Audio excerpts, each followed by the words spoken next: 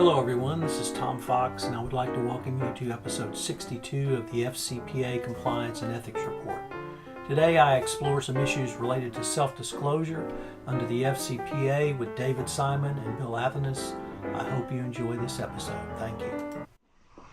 Hello everyone, and this is Tom Fox and welcome to this episode of the FCPA Compliance and Ethics Report. Today it's my distinct pleasure to have my two colleagues, but better yet, good friends, Bill Athanas and David Simon, and we wanted to visit with you today about some of the thoughts, issues, concepts, problems, and others that we see in the issue of self-disclosure. For those of you who don't know, David is a white-collar defense lawyer practicing in the FCPA and a wide variety of other areas, as is Bill, and I have not represented corporations in front of the Department of Justice, so my perspective is going to come from the more the compliance angle, but we thought between the three of us we might be able to put in front of you some of the concepts that we think are important. Certainly if you hear the Department of Justice speak publicly at a seminar, conference, or other event, they talk about the benefits of self-disclosure, and I think that those can be documented by the federal sentencing guidelines or other, in the guidelines. Some of the important criteria I think that the department looks at are really what have you done after you self-disclose, meaning did you actively come in and remediated it? And from what I've observed over the past couple of years, for the companies that have received the most reduction from the potential fines and penalties, it's really what did you do after you found out about it. But there are a lot of different other considerations, and particularly from a U.S. public company perspective. So maybe, David, I could throw it your way, and if you have found some general guideposts that you use or you would advise a company to consider, what have you done or what have you seen? Sure. Happy to start it off. You know, I guess I'd say one thing just to elaborate on what you just said, Tom, about the Department of Justice's view of self-disclosure. And I think there's been a little bit of an evolution that I am a little troubled by personally. I think they have moved beyond the sort of encouraging self-disclosure to a much more aggressive stance that suggests, I think, that you will not get cooperation credit unless you do self-disclose. I think the messages that a lot of the last few speeches have been pretty direct and pretty aggressive on you ought to self-disclose or else, and I think that's a mistake. I think it's bad public policy, and I think it's frankly a little unfair.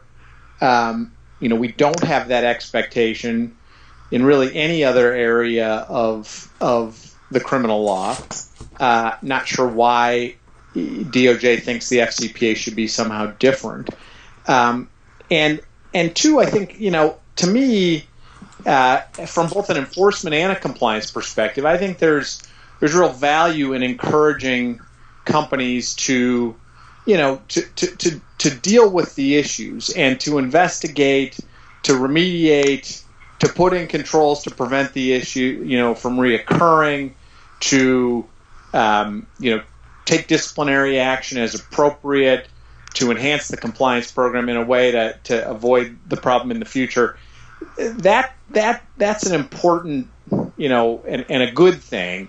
And I think by overlaying this notion that any time you find something, you need to go to the government and deal with, months, probably years of further inquiry and investigation, years of additional expenditures on attorney's fees, incredibly negative publicity.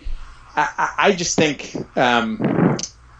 that's often not the best outcome. Sometimes it is, but often not. So, as a preliminary matter, I think those are some ideas worth considering. I guess in terms of answering your question about guidance, and I don't think there is any magical formula. It's every situation I've been faced with is very different. A big distinction, I think, is the difference between publicly traded companies and privately held companies. I think publicly traded companies have much greater incentives to self-disclose. Sometimes they're required to under the securities laws. Sometimes they're required to by their auditors. They're also facing a much greater risk of whistleblower, coming forward with the information under Dodd-Frank.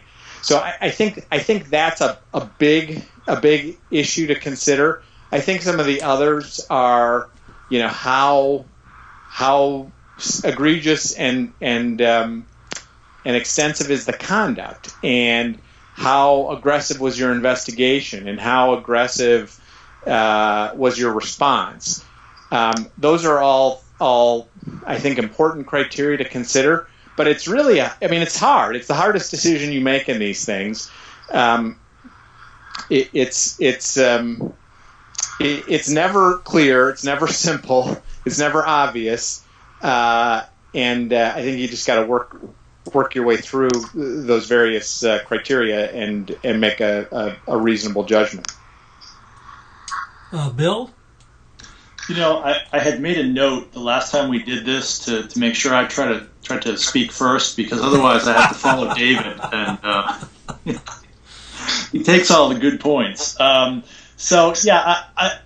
agree with a lot of what he said, and much of what I've sort of just jotted down here as notes is follow-up. But I think the thing that really jumped out at me was the first point you make, David, which I think is absolutely correct: the evolution of the department's stance on this. And I think that some of that is born of the fact that as more and more of these cases come down the pipe, and we get more of a body of case law, as it were, not in the literal term, but more and more experience, then people are getting wiser about the value of self-disclosing and the circumstances under which you should do so. And I think there is very much a prevailing view, certainly in many of the people I talk to who are in-house, that self-disclosure is not should not be the default position. I always loved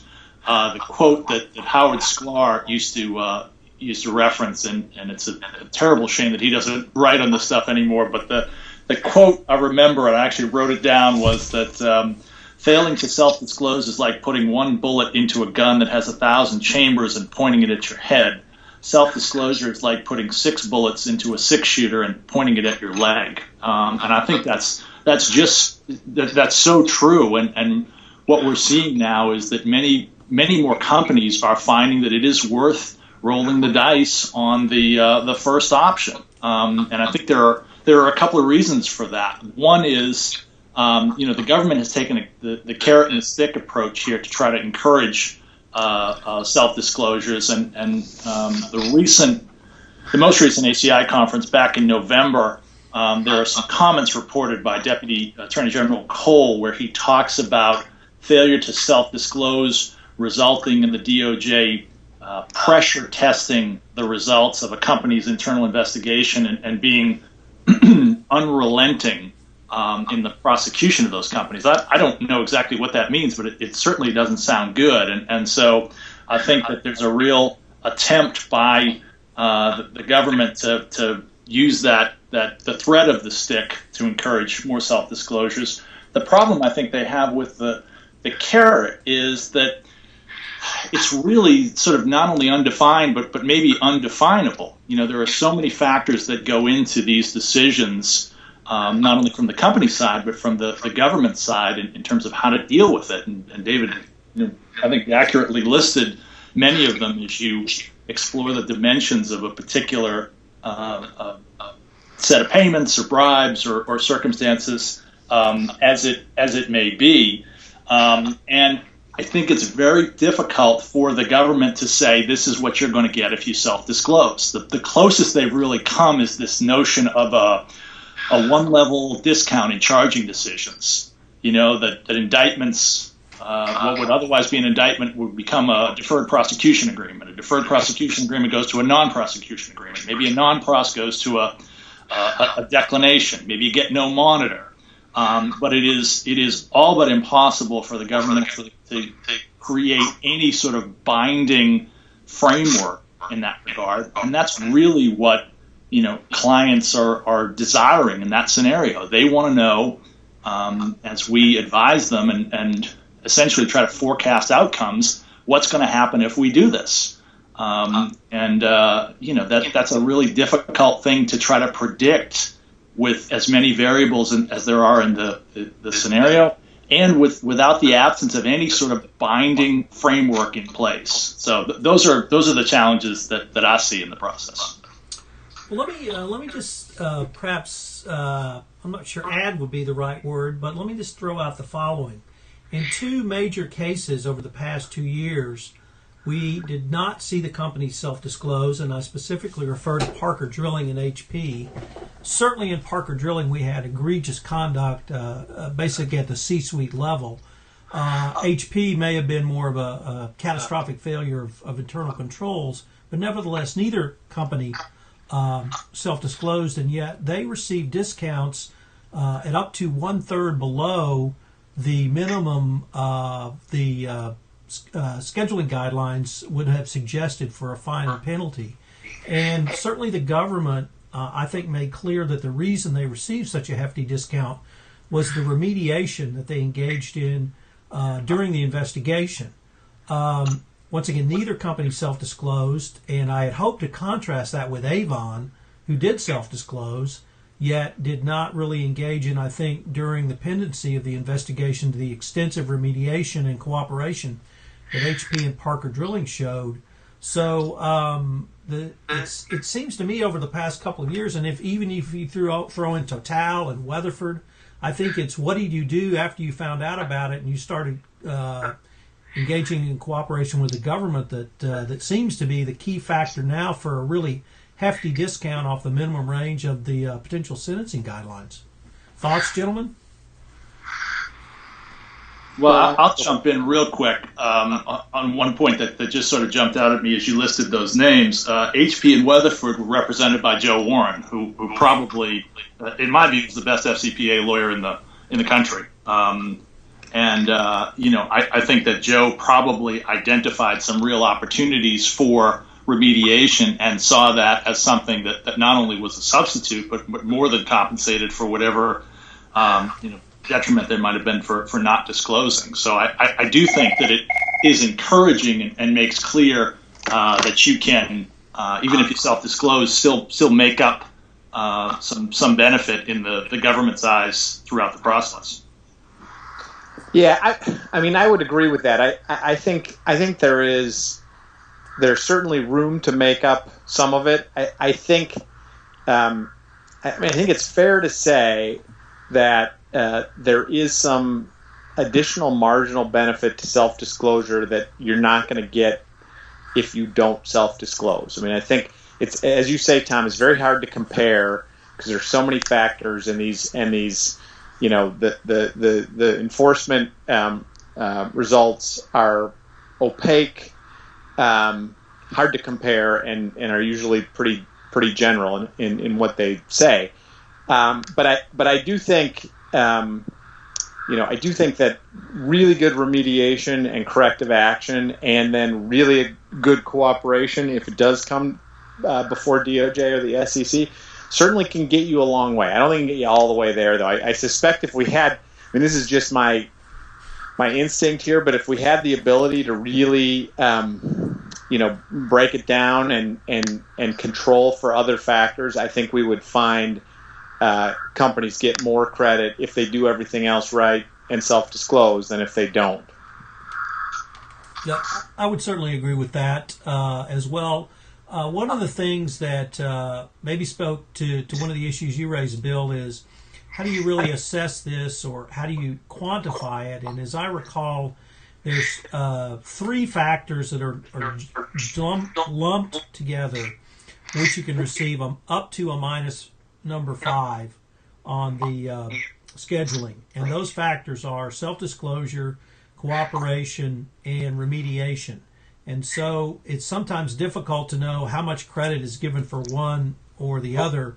And that's what's led me to really think that the remediation part is so important, because the companies that have engaged in extensive remediation seem to be getting the bigger discounts, even below the minimum suggested fine amount.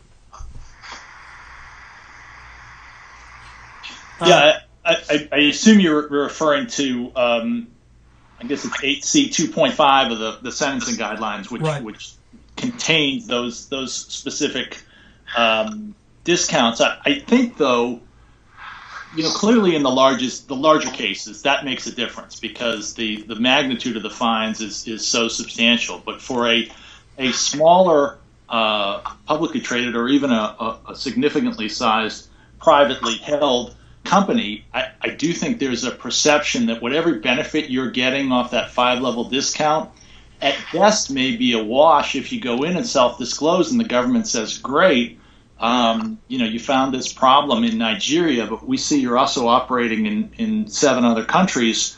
We expect you to conduct your where else investigation and find out whether these are systemic problems and what else is going on in the company, and you're going to wind up spending in legal and forensic accounting and professional fees something 3 or 4 times what you might pay in a fine in a traditional sort of fat part of the bell curve FCPA case. I'm not talking about a Siemens or a BAE or something of that magnitude. And I think there's a real perception on the companies that, well, if that's the case, what are we really getting?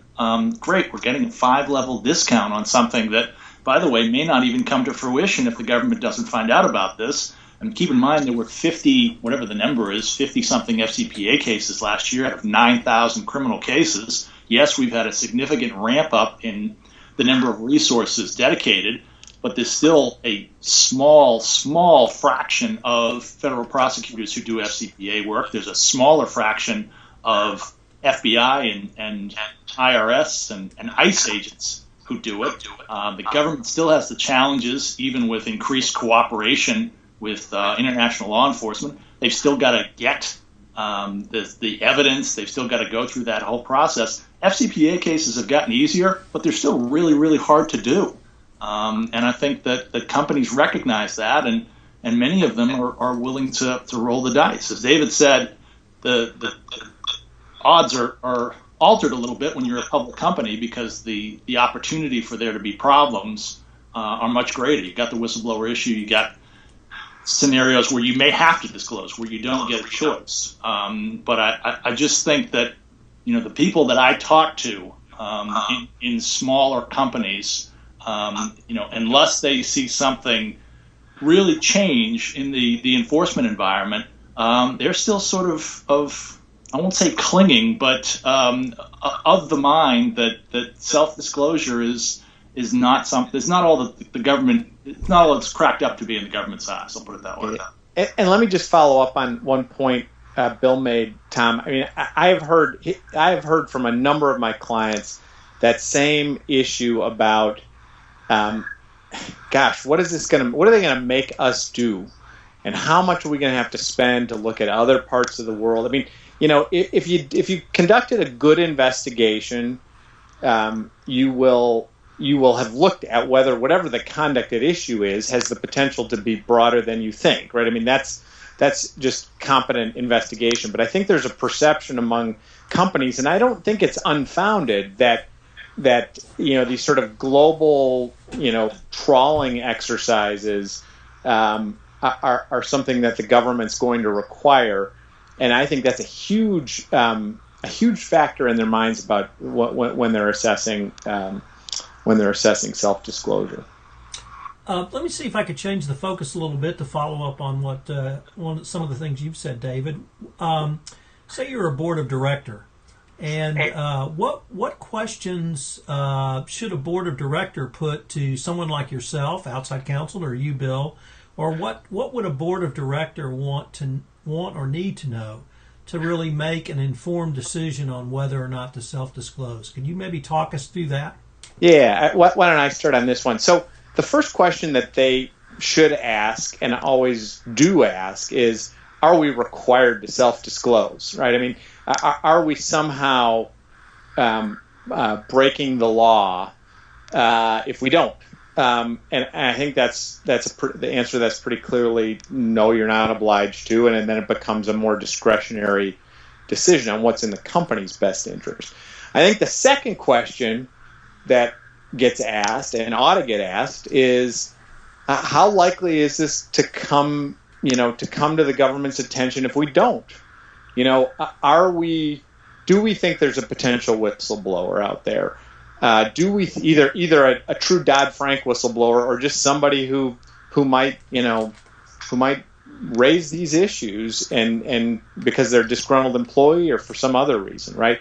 Are we potentially engaged in M&A activity that is going to create due diligence activity that is going to discover this and make us waive the privilege and disclose it in order to get a deal done? I mean, I think those are a set of questions that are important. I think the third thing that often comes up from boards is, what is the decision? What does this do in terms of my CEO and my CFO and my general counsel, my senior management? Are they, by now making a decision not to self-disclose, are they, risking their own sort of reputation? Are they, if the investigation reveals no involvement by senior corporate management, then they're put in a position where they have to make a decision not to self-disclose. Are they now all of a sudden part of this in a way that they wouldn't be if they could just say, hey, clean hands, I did nothing, I just passed this on to the government? And then conversely, if we do self-disclose, what does this mean for my senior management team? How much of their time and resources and energy is going to be spent dealing with the government for the next year or years and not doing what I want them to focus on strategically? So I think the questions are a little bit different from a board. Those are some of the things that I've seen. Bill, do you have anything to add, or maybe if you don't, or you just have a few points? What do you think senior management would ask someone like you? Well, I think one of the things they would say, what are we disclosing? Are we disclosing a complaint? Are we disclosing a suspicion? Are we disclosing a confirmed belief that we have actual violations here? It used to be that we had the luxury to wait, get your arms around the problem and understand how big it was, and then be able to make the self-disclosure decision in a more informed environment. I think that Dodd-Frank and the more generalized whistleblower concerns sort of throw that off. And there is a school of thought out there that says it makes sense to get to the government relatively early and say, we've identified this, so that you close off the possibility of a whistleblower, and also that you can talk to the government about the investigation you were planning and make sure that they're on board with the framework you've laid out, so that you don't spend a bunch of time and money and then have the government come back and say, we don't think you did a good enough job, do it again. The other thing I would expect them to ask is, who are we disclosing to? Are we okay just disclosing it to U.S. authorities, or do we have to disclose it to authorities in every country where we're operating to make sure that we're covered on that front? What is the nature or the extent of the disruption of operations to disclose versus not disclose? And then I think probably most significantly, what's it likely to cost either way? I think those are all questions I would expect in any scenario where disclosure were being considered. Gents, we're near the end of our time. Any kind of wrap-up thoughts? Maybe we'll start with you, Bill, since you batted cleanup so far. Sure. I probably would use my wrap-up time to just put in a plug for two resources I use a lot to deal with these issues. One is Martin Weinstein's book, and the other is Bob Tarun's book. Of course, it goes without saying that all the Tom Fox books are the Bible on compliance issues, but on self-disclosure questions, I find those to be the most helpful. Martin Weinstein and Roger Whitten wrote an article that I recall from 2010 that I still go back and use, and it's really just a terrific roadmap for analyzing self-disclosure issues, and I would commend it to anybody who's dealing with these types of questions.